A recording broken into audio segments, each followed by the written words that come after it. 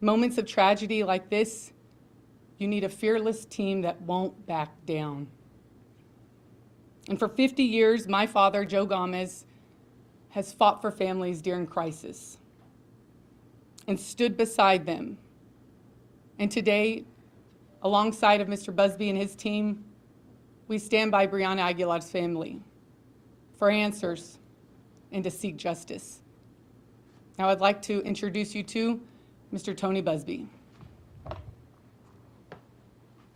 you. I want to introduce you all to Stephanie Rodriguez. Hello. And Manuel Aguilera. Now, I saw on social media some comments about the lawyers that are involved here. One recurring comment was, he gets paid either way. I want to make sure we're clear on something. We don't get paid either way. We're doing this for reasons more than money. This family lost their daughter the day after Thanksgiving, mere weeks before Christmas. Brianna was a girl who had the world at her feet. Her whole life was in front of her. She was a girl with big plans and big dreams. She was an honor student, a former cheerleader, a proud sophomore at my alma mater, Texas A&M. She was a political science major and wanted to be a future lawyer. I just found out from her mother that the last time I spoke to the Pre-Law Society at Texas A&M, Brianna was in the audience. We refuse to believe that this young woman committed suicide. Why? Because she was not suicidal. Contrary to what has been sloppily reported, in many cases by a lot of the people here, she did not engage in self-harm. She had never tried to hurt herself before. So why are these groups of lawyers engaged in this? Because this family wants the truth. They're entitled to the truth. We were asked by these parents who love their daughter to find the truth of what happened to her. They didn't feel like they were getting thorough information from the Austin Police Department. And despite what the detective said yesterday, or maybe implied yesterday, it's kind of hard to figure out what he was saying, this is very much an ongoing investigation. I've been around a long time. Good investigations lead to conclusions. Bad investigations start with a conclusion, and then they try to support the conclusion through the investigation. It's clear to me, based on what this detective and the things that he said to Stephanie, it's clear to me that he had made a decision immediately about what his conclusion was and then went about trying to support it. The Austin Police Department formed a conclusion within hours of this tragedy that this was a suicide without any investigation. This family had a horrible tragedy, and the communication from the Austin Police Department was so bad that the family became concerned enough to engage me and my colleagues at Gamez Law. And they also asked the public for help. With proper communication, this matter would be treated like most investigations, where no information is shared until actually after the investigation is complete. But what did we see yesterday? What we saw yesterday was a hurried, rushed press conference. And I think we all can agree the reason they had a press conference yesterday is because they knew that we were going to have this conference today. They gave the family no notice of the press conference. They sent 2 emails, and then the detective went on camera in front of millions of people and told everybody that this young lady committed suicide. Ironically, the same thing he told Stephanie, the mother, within a few minutes of talking to her, without any investigation.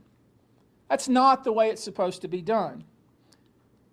The family had dared to ask questions about what was going on and what had been learned by the investigation, was then punished with leaks to millions of people from the Austin Police Department, to the detriment of their daughter and to their daughter's memory.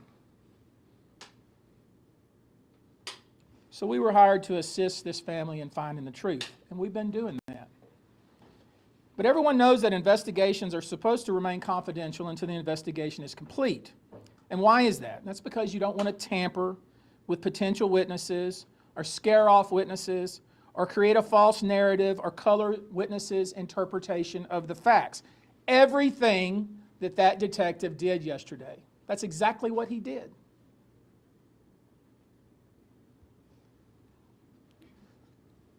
Do you realize that the autopsy has not been completed? Now, I want you to let that soak in for a minute. The autopsy has not been completed. The medical examiner's office told us that it will not be completed for 60 to 90 days, yet you had the so-called lead detective, in front of millions of people saying that he had concluded that this was a suicide. Now, how unprofessional is that? The police department asked the medical examiner to do a toxicology report. We don't have the results of that toxicology report, yet this investigator stood in front of all of you and said that he had concluded this was a suicide, even though by law he doesn't have the authority to make that conclusion. Only the medical examiner has that authority. The police department also asked for a rape kit to be done. They admitted to us yesterday in a Zoom call that, well, if they do the rape kit, we don't even know where they're going to send it to. This is what we're dealing with, and that's the reason we're involved. It's like the Keystone Cops over there in Austin. And it's incredibly frustrating to this family. Why would the Austin Police Department hurriedly perform or set up a press conference and leak details of the investigation and suggest to you that there was a suicide note without the medical examiner ever even performing their job? Why would they do that? Now, what he told us, I'll tell you what the investigator told us. He said, oh my goodness gracious, the witnesses are getting death threats. I said, from whom? Why? No answer, because it's foolishness, absolute foolishness. And it's that kind of conduct that caused the family to try to find somebody separate from the Austin Police Department to investigate this. We don't have a toxicology report, we don't have a rape report, we don't have a cause of death, and none of those things, don't put that on top of that, none of those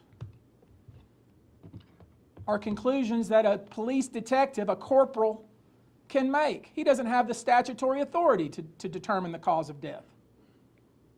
And I'm surprised that none of you even asked that question. He gave you an opportunity to ask questions. Not one of you said, hey, wait a minute, detective. When did the state of Texas give you the legislative authority to determine cause of death? I thought only either a JP, if there's no medical examiner, or a medical examiner could do that. Is that what the medical examiner has done? He would have said to you, no, actually, the medical examiner hasn't even completed his autopsy. But none of you asked that question. You just bought everything that he said, hook, line, and sinker. And then you published your most of the things that I saw on Instagram and the newspaper were cause of death determined. Young lady committed suicide. That's irresponsible. That's irresponsible. You should not do that. You should say, wait a minute, detective. How many times have you been written up and reprimanded? Detective. Wait a minute, when did you have the statutory authority, detective, to determine cause of death? Detective. That's your job. Now it's my job. The public dissemination of information by the Austin Police Department during an investigation, the way it was done yesterday, is unethical, unprofessional, and incredibly damaging to an objective, unbiased investigation. And it's also damaging to the memory of this child.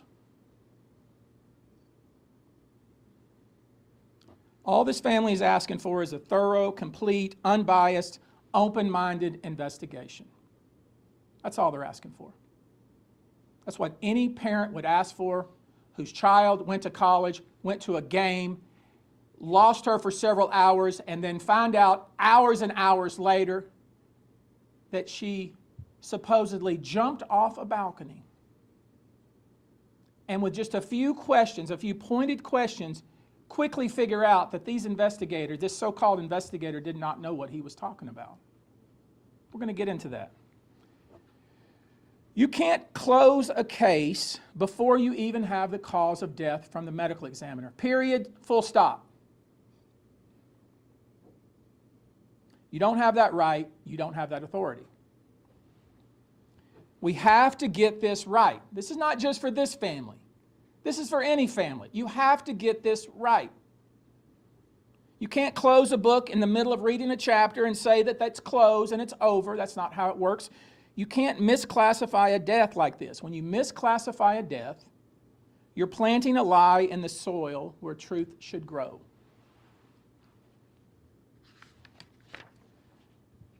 And as I said, to her credit, Stephanie Rodriguez was very close to her daughter, very close. Talked to her daily. Knew everything that she was up to, everything that she was doing. The very first interaction she had with the detective from the Austin Police Department, he told her, your daughter committed suicide. The very first reaction, the very first interaction. At that point, he hadn't talked to one witness, he hadn't seen her phone, he hadn't done anything. That's sloppy and irresponsible. He claims she made suicidal comments. He told us in the Zoom call, she made suicidal comments. You know what he was talking about? The other day, when I was talking to a friend the other day, I said, man, you're going to make me jump off a bridge. That's what he's talking about. Silliness like that. He later claimed she was making those kinds of statements on the day or the night that she died. If that's the case, why did their friends leave her out on the balcony by herself? If that's true, because it's not true. None of the things that we've been told by the Austin Police Department are consistent with the actual facts that we've learned. The detective was talking about suicide before he was ever given her phone. Then he gets into her phone and he sees an essay that she wrote, and he calls it a suicide note. She took creative writing the semester before. Now, I don't know what the purpose of that. We'll never know what the purpose of what she wrote and deleted. But the suggestion was that she left a, quote, suicide note. Total malarkey. Total malarkey. It was something she wrote on the 25th. She talked to her mother on the 25th. She was with her boyfriend on the night of the 25th. She was talking to her mother every single day after that. We see pictures of her smiling. We see pictures of her having fun. We see pictures of her partying. Total baloney, what they're trying to sell to you. And why? Am I suggesting that there's some kind of conspiracy? No, I'm suggesting they're lazy and they're incompetent. Just so I'm clear. I'm not suggesting any sort of conspiracy. That there's some kind of somebody in power that wants this to go. No, I'm not suggesting that. I'm suggesting that there's incompetence and laziness on the part of the detective. That's what I'm suggesting.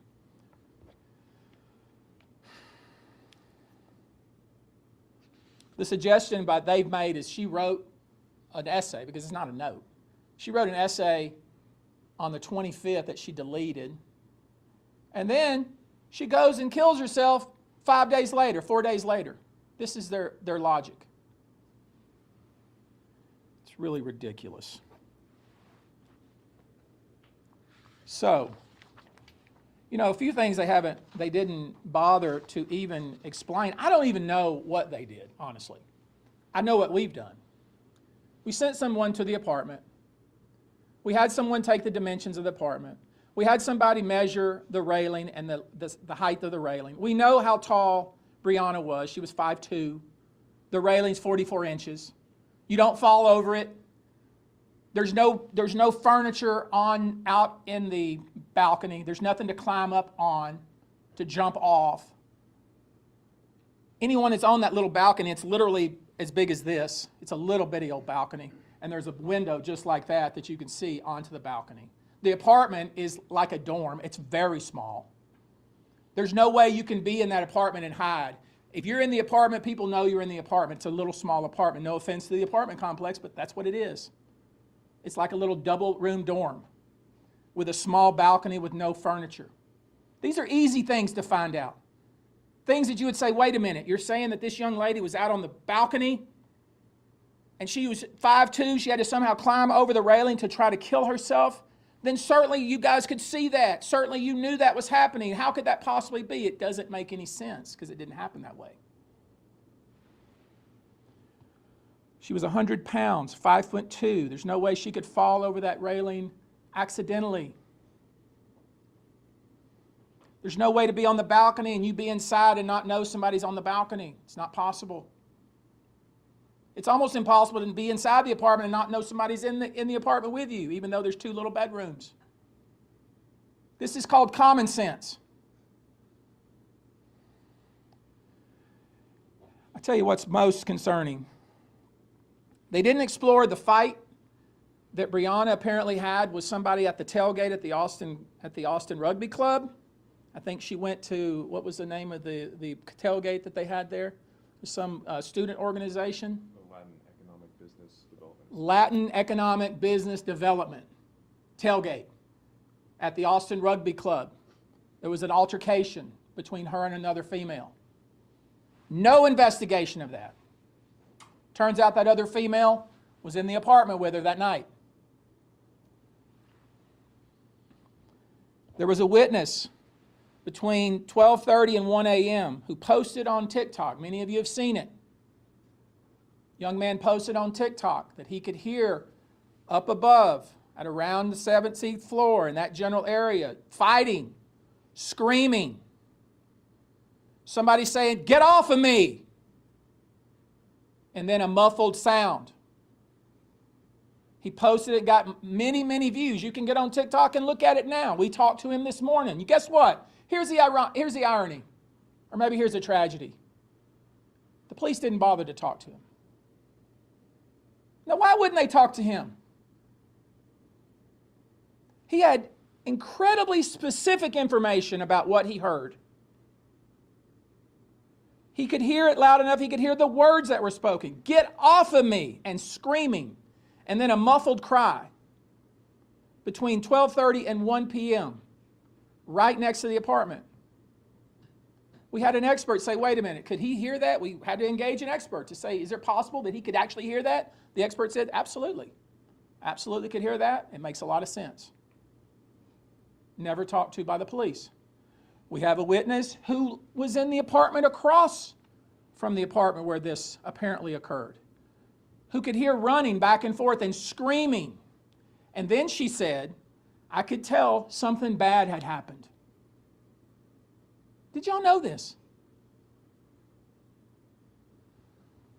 Ridiculous. Her entire family was in the apartment. The police could have talked to her and several other people. They failed to look into the anonymous message that was sent. There was an anonymous message that was posted that said, hey, I have specific information that this young lady was locked out on the balcony. Did you know that? It's not part of the investigation. Why is it not part of the investigation? Because they made their decision literally within minutes. Within minutes. Now here's where it gets a little dicey, and here's where I'm having it, and I want to be very careful because I don't want to be accusing anybody, because I'm not accusing anybody other than the APD, the Austin Police Department, not doing its job. At first we were told that she jumped from the balcony and the three young women that were in the apartment, and we're talking about, as I said, a tiny little apartment, were asleep and didn't know where she was. That's what we were told first. That they were asleep, they didn't even know she was on the balcony, they didn't know where she was, and that's the reason why they didn't call the police until 12:15 the next day. That's what we were told. That's part of the cop's timeline. Okay? Put up the timeline, Ryan. They said, according to the plot, we haven't talked to them. These are these anonymous women who were in the apartment, 3 of them, one of which was the lessor or the lessee of the apartment, who vacated the apartment the very next day and never went back. Did you know that? This is the timeline that the police gave us yesterday. This is the timeline. And if you can't look at that timeline and 1 second point out the problem of that timeline, then you're not doing your job. We'll get to it. So at first we're told that the 3 women didn't know where she was and they were asleep. That's what we were told. and that they didn't know where she was, and they were looking for her, and they were texting her mom, and it wasn't, and they decided about 12:14 the next day, 6 hours later almost, that they decided at that point they couldn't find her, so they were going to call the police. This is what we were told by the Austin Police Department. Lay aside what was heard happening at about 12:30 to 1 o'clock that night. Lay aside what the witness across the hall said. Lay aside what the man down on the street said. Just disregard all that. This is what the police say. It must be right, according to them, because they did such a thorough investigation. This is what they gave us. Not one of you have asked a question about it. Not one of you.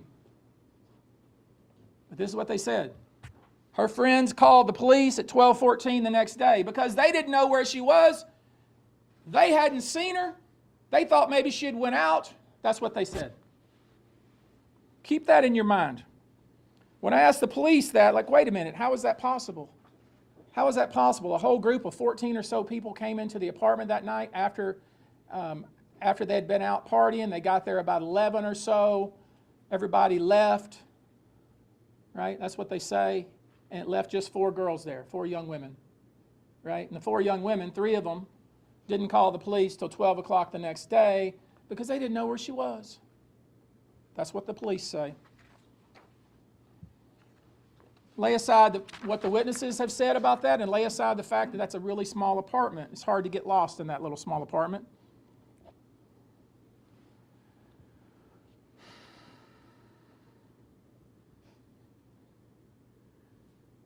I want you to look very carefully. The first entry on the timeline. According to the police, let me walk over there. Excuse me. Brianna did not have her phone. She didn't have her phone, so she had to call. To make a call, according to the police, she borrowed her friend's phone, meaning one of the 3 women that was in the apartment. Now look at this very carefully. According to the police, she borrowed her friend's phone and made a call from 12:43, and it lasted 1 minute. At 12:46, 2 minutes later, the police were responding to a 911 call because she was outside on the ground. Now do the math. So you're probably thinking, well, she must have, she hung up her friend's phone and she just jumped. She hung up the phone and she dropped it on the balcony and she jumped. First question you should have is, where's the phone? What did she do with the phone? I asked the police that 3 different times. 3 times. They sidestepped me every time until this morning. They sidestepped me because they hadn't thought about it, because they rushed to judgment. They finally answered the question this morning. And you know what they said to me this morning? And they said it, and they didn't even realize what they were telling me because they're so sloppy. I made them put it in writing. I have it here. I'll read it to you. Austin Police Department did not find the phone on Miss Aguilera. Miss Aguilera returned the phone to its owner before she was seen going onto the balcony. Now, how is that possible? That is 180 degrees different than what you told us previous. That is absolutely contrary to what you told us previous. Previous, you said the 3 women were asleep. You said they didn't know where she went. But then when I asked the one question over and over and you had to answer it, then all of a sudden we realized, if she did in fact use her friend's phone, like they claim, if she did in fact use it for 1 minute and was found already 2 minutes later by a passerby and the police were already responding to a 911 call, think about that, what the ramifications of that are. That whoever phone she was using was standing right next to her as she went over the balcony, if she went over the balcony. Now you're saying to yourselves, well, shoot, there's got to be a reasonable explanation. We should talk to the witnesses. should investigate. We should figure this out. That's what we're saying. Now you're getting it. You sat there, and with all due respect, you all, I watched it, you all sat there, and you had this corporal, or whatever he is, lead detective, and Mrs. Rodriguez will tell you how he is and her interactions with him in just one moment. But you let him stand at a podium just like this and feed you total baloney. And all you had to do is say, wait a minute, detective, wait a minute. She borrowed somebody's phone. Where is that phone? Maybe she must have went over the railing with it. She had to give somebody. No, according to him, she returned it to its owner before she was seen walking back out to the balcony. Absolutely impossible. Very suspicious. We have a problem. And I shouldn't have to ask the detective 3 times the same question, should I? I shouldn't have to do that. But I did it, and I'm going to keep doing it. And another thing, why would you tell these kids, the boyfriend who Stephanie knows, who's been over to her house, who her daughter has been dating, they're in love, why would you, detective, tell him not to speak to Stephanie Rodriguez? Don't talk to her. What kind of foolishness is that? Just absolute insensitive and inhumane in my view. Before I go any further, I'm getting a little incensed here. Let me introduce to you Stephanie Rodriguez. She wants to read to you a statement, and I hope you'll give her your full attention.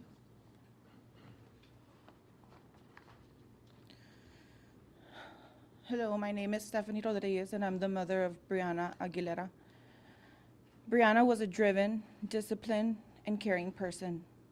She was beautiful. She was a loving daughter, a protective big sister, and a caring granddaughter.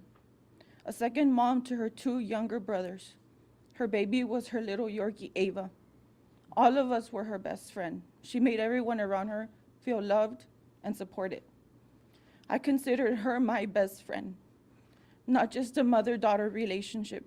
We talked every day, and she would tell me everything. I miss her so much. Her brothers miss her too. Her father and grandmother miss her so much, and so do all her friends. Brianna grew up as an all-star cheerleader, an incredible athlete. She was an honor student and a member of the National Honor Society all throughout school. Christmas was her favorite time of year. She loved decorating, baking, and hiding the elf on the shelf for her little brother.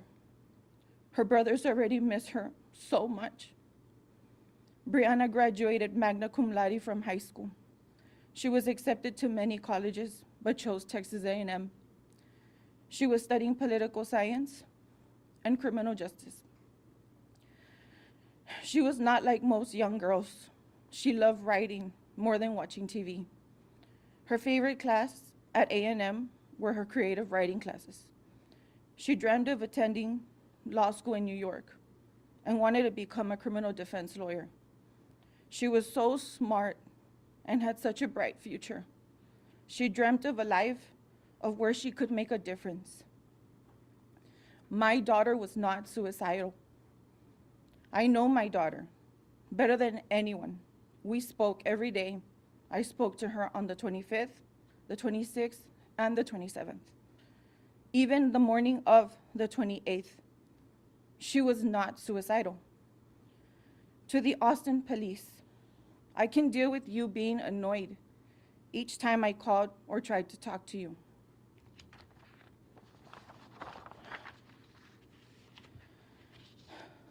I can deal with how arrogantly you talked down to us each time we talked. I can deal with you telling my daughter's friends not to talk to me like I am some sort of criminal. But I cannot deal with you doing a news conference and saying false things about my child without a thorough investigation. I cannot deal with you jumping to conclusions and not performing an actual investigation. I cannot deal with your failure to do your job. Do your job.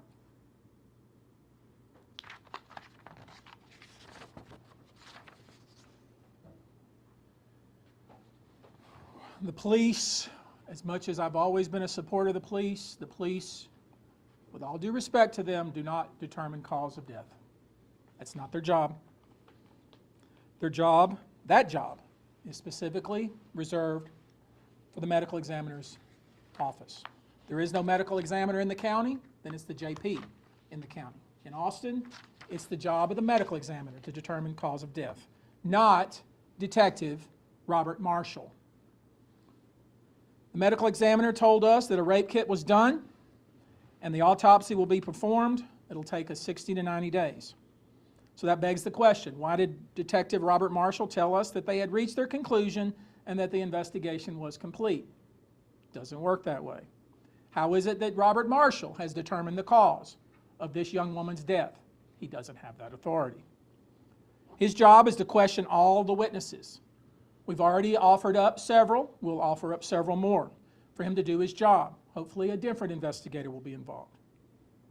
There are many questions about what was done here, about what happened on that night.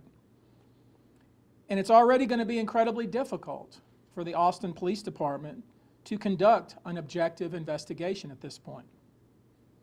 And that's because the way that the Austin Police Department has handled this and jumped to conclusions within hours of this tragedy disqualifies the Austin Police Department from further investigation of this matter. So, I'm doing this today. I'm calling on the Austin Police Department to reopen the investigation with a different investigator, to reassign Robert Marshall and put this in the hands of a different investigator. Failing that, I will be calling on the governor to engage the Texas Rangers. We will submit a formal packet to them with all the evidence we have gathered so far, and we will gather. We intend to present 30 to 40 pages of information, statements, and other factual data that they need to do a proper investigation. And here are the questions I hope are answered. Austin Police Department, why would you close your investigation without having all the facts? Why not wait for the autopsy results? Why not wait for the rape kit result? And who would you send it to if you've already made up your mind? Why not question all the witnesses, the ones that we've questioned? The young man who was down on the ground, who heard somebody say, "Get off of me," or the young lady and her family across the hall who heard running, screaming, and, quote, something bad had happened. Why not question them? Why not examine all the phones of the friend group? We asked that question in the Zoom call. You know what we were told? We don't have the power to look at their phones. Hogwash. Hogwash. You have that power, and you need to do it.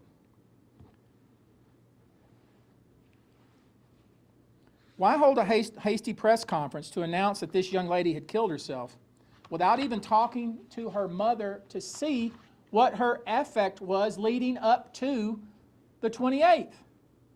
You heard what she said. She knows her daughter. She knows her daughter more than anyone. Why not talk to the friends immediately? Why wait? Why wait to talk to her friend group? Why not talk to them immediately? Why did you let the owner of the apartment, that is the young woman who was leasing the apartment, vacate the apartment? Literally vacate the apartment and leave town. Why won't the boyfriend talk to us? The boyfriend that was a longtime boyfriend of this young lady and was very friendly with her mother. Why can't we see the texts? Why can't we see the phones? Where is her wallet? Where is Brianna's wallet? It's missing. They didn't tell you that, did they? I see you writing. They didn't tell you that, did you? If you had asked the question, they would have told you that. They told you what they wanted you to hear.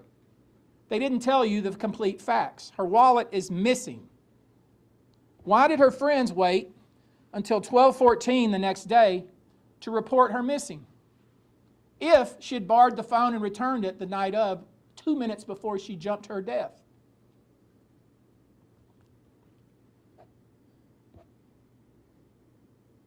Why didn't they examine the balcony? Why didn't they examine the railing?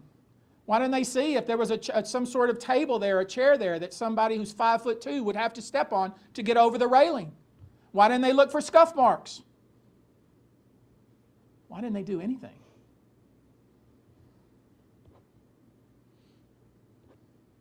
They didn't even bother to look to whether if somebody did in fact jump off the balcony, whether they would end up in the tree that's 30 some odd foot forward of the apartment.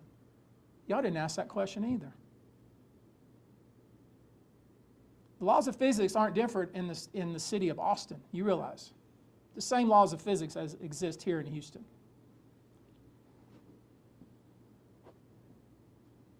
If, when the phone call came in at 12:46 and the officers responded to the 911 call, if it was so obvious that this young woman had fallen to her death, why was it till 6 o'clock, 5 hours later, that they ever went into the apartment complex? If it was so obvious that that's how she had died. These are the questions you should be asking. At the press conference, you didn't ask any questions. You didn't ask any questions. You just lapped it up like it was cool water and you were very thirsty. Very disappointing to me. So, we have given you a lot of information. We're going to submit a packet. I'm going to call on the governor to...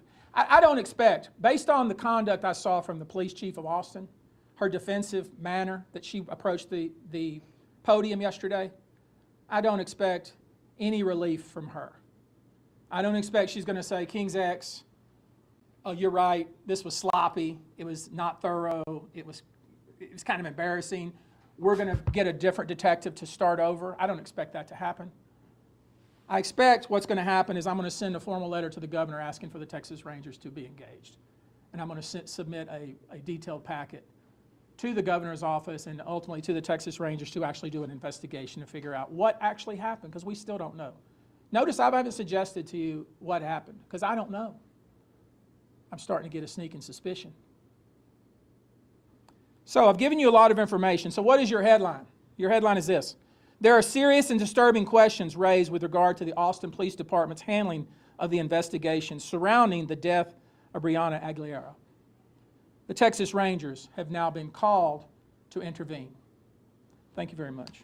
Let's go. How long are you willing to give APD to reassign an investigator? That takes 2 minutes. That's what I expect. Let's go. Y'all move your cameras, please.